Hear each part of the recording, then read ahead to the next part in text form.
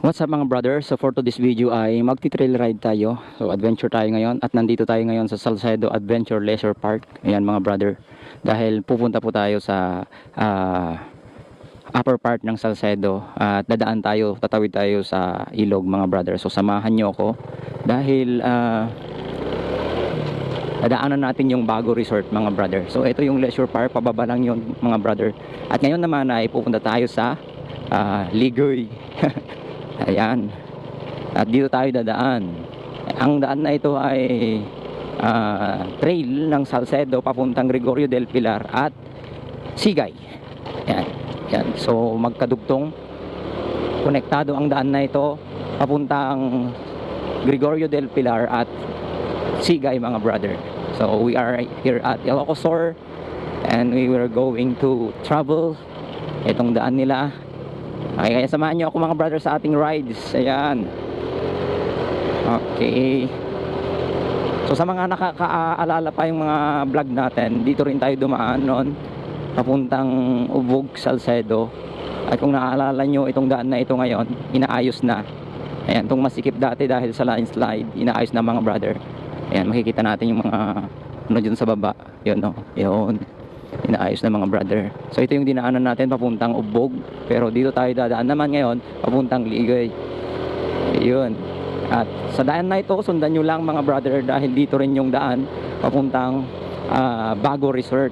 Pero dadaanan lang natin yung Bago Resort mga brother. Hindi po tayo papasok doon dahil meron tayong pupuntahan na malagang bagay dahil may meeting tayo doon mismo, ang venue sa Barangay Ligoy, sa church doon. So let's go, samahan nyo ako mga brother, hoping na hindi mataas yung tubig sa ilog dahil nakasapatos tayo ngayon mga brother. Ayan, umpisahan na natin. Ito na yung daan na talagang magpapatibok ng yung puso. Ito kung pansin nyo mga brother, matarik talaga to. At ayan, may falling rocks dito, daming mga batong nahulog dito, kaya mag-ingat lang. Pero napakagandang tanawin, di ba mga brother? At ayun, kung nandito ka naman, matataw na muna yung napakagandang view ng ilog kapag tag-ulan to. Ayan, makikita mo talaga. At pati rin yung yun, Bago Resort. Ayan, tanaw muna dito. Ayan mga brother. Ayan, sana nakikita mo dyan sa video. Okay, yun.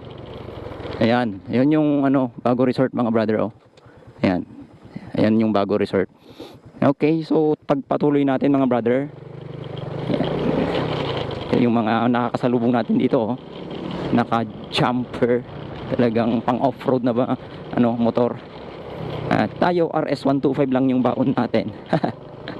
Ayan mga brother, pero kayang-kaya ni RS yan kasi road sport rin siya. Ayan, kahit anong daan pwede sa kanya. Yun, bali one lane lang ito mga brother, kaya kapag may malaking sasakyan na makakasalubong, tatabi talaga yung ayan, tuloy na dito. Okay, medyo mas safe na dito kasi hindi na masyado yung falling rocks.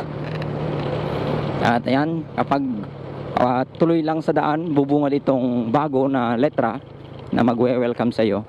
So andito na tayo. Sa baba nito ay bago na mga brother. So tanaw,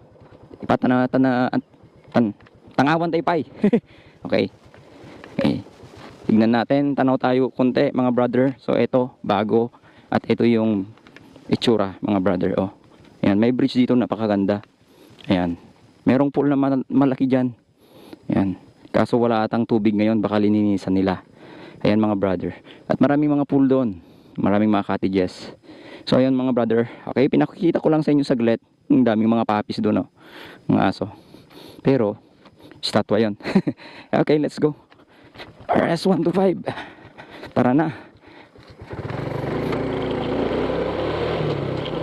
Okay, tuloy lang. Yeah. Okay, ito yung daan mga brother, papuntang Ligoy. At ito yung entrance ng Bago Resort.